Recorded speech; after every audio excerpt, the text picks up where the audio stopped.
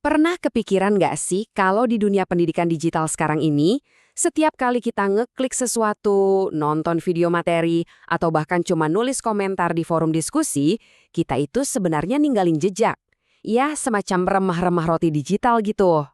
Nah, yuk kita coba ikuti jejak ini bareng-bareng dan lihat apa sih yang bisa kita temukan di baliknya. Siap? Betul banget, setiap remah roti digital yang kita tinggalkan itu ternyata punya cerita. Cerita tentang gimana cara kita belajar. Dan yang paling seru, jejak-jejak ini tuh bukan sekedar data kosong. Mereka ini kunci buat membuka cara belajar yang jauh lebih baik buat kita semua. Pertanyaannya sekarang, gimana cara kita ngebukanya? Nah, kita lihat dulu peta perjalanannya. Oke, perjalanan kita bakal dimulai dari hulunya dulu ya, yaitu dari jejak digital itu sendiri. Abis itu, kita akan bedah mesin yang ngolahnya. Namanya analisis pembelajaran. Nah, kalau udah paham cara kerjanya, kita akan lihat contoh nyata gimana data bisa jadi sebuah keputusan. Baru deh kita masuk ke bagian yang paling krusial, soal etikanya. Dan terakhir, kita akan coba bayangin, kira-kira bakal kayak apa sih masa depan pendidikan dengan kekuatan baru ini? Dengan adanya pergeseran ke pendidikan digital, muncullah fenomena yang belum pernah ada sebelumnya, yaitu banjir data. Banjir data tentang gimana cara kita semua belajar. Setiap klik, setiap video yang kita tonton, setiap tugas yang kita kumpulin, semuanya terekam. Nah, inilah fondasi dari semua yang akan kita bahas hari ini. Jadi, kita punya segunung data, ibaratnya harta karun. Tapi ya, harta karun ini nggak ada artinya kan kalau kita nggak punya petanya. Nah, peta inilah yang kita sebut sebagai analisis pembelajaran. Cara kita untuk membaca semua jejak digital ini dan menemukan makna di baliknya. Kalau kita bedah definisinya, ada 4 kata kunci yang jadi intinya. Mengumpulkan, mengukur, menganalisis, dan melaporkan. Ini penting banget, karena artinya analisis pembelajaran ini bukan sesuatu yang pasif. Ini adalah sebuah proses yang aktif. Proses untuk mengubah data mentah jadi pemahaman yang benar-benar dalam. Biar lebih gampang, prosesnya tuh gini. Pertama, data dikumpulin. Kedua, data itu diukur, diubah jadi angka-angka yang bisa kita olah. Ketiga, angka-angka itu dianalisis buat dicari polanya. Apa sih yang bisa kita pelajari dari sini? Dan keempat, ini yang paling penting, hasilnya dilaporkan, biar bisa dipakai untuk bikin proses belajar jadi lebih baik lagi. Ini siklus yang muter terus untuk perbaikan berkelanjutan.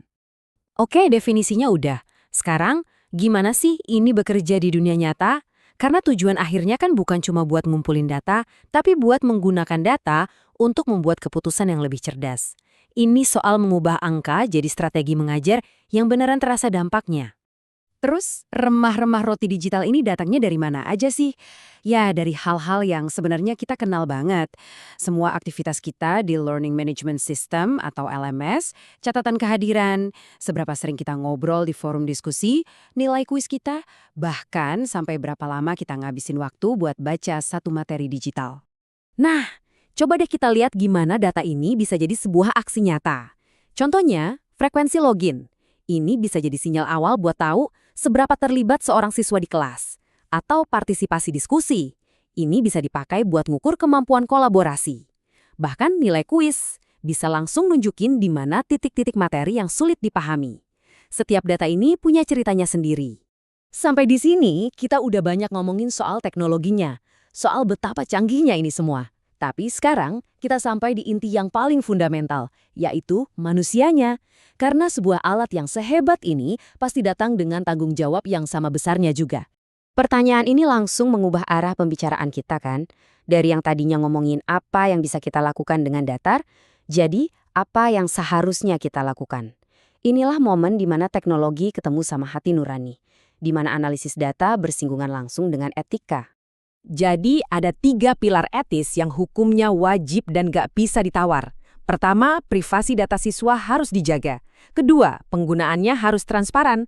Dan ketiga, hak-hak siswa harus selalu dilindungi. Tanpa pagar pengaman ini, alat yang harusnya membantu malah bisa jadi bumerang. Ingat, data itu ada untuk melayani siswa, bukan sebaliknya. Nah, ngomongin soal etika, ini membawa kita ke pertanyaan yang lebih dalam lagi. Bisa nggak sih data ini dipakai bukan cuma untuk mengukur nilai akademik, tapi juga buat menumbuhkan nilai-nilai karakter? Jawabannya, ternyata bisa. Coba kita lihat contoh unik dari konteks pendidikan agama Islam, di mana analisis data dipakai untuk tujuan yang sangat mulia, membentuk karakter. Kutipan ini benar-benar merangkum potensinya. Coba bayangin, data bisa dipakai untuk mastiin setiap siswa dapat perhatian yang adil, mungkin dengan mendeteksi siapa yang kelihatannya jarang berpartisipasi. Atau data bisa dipakai buat mendorong siswa, merefleksikan proses belajarnya sendiri, dan akhirnya menumbuhkan rasa tanggung jawab. Ini lompatan besar, dari data sebagai angka menjadi data sebagai alat pembentuk pribadi. Oke, saat kita mendekati akhir pembahasan kita, mari kita tarik mundur sedikit dan lihat gambaran besarnya. Lagi, apa sih dampak dari semua ini bagi dunia pendidikan ke depan? Apa pelajaran yang bisa kita ambil dari mengikuti jejak-jejak digital ini? Pada akhirnya, intinya adalah ini. Analisis pembelajaran itu memberikan para pendidik sebuah alat bantu yang luar biasa untuk bergerak dari yang tadinya cuma berdasarkan firasat, jadi berdasarkan fakta. Ini memungkinkan mereka membuat keputusan yang lebih objektif, lebih efektif, dan yang terpenting, lebih berpihak pada kebutuhan unik setiap siswa.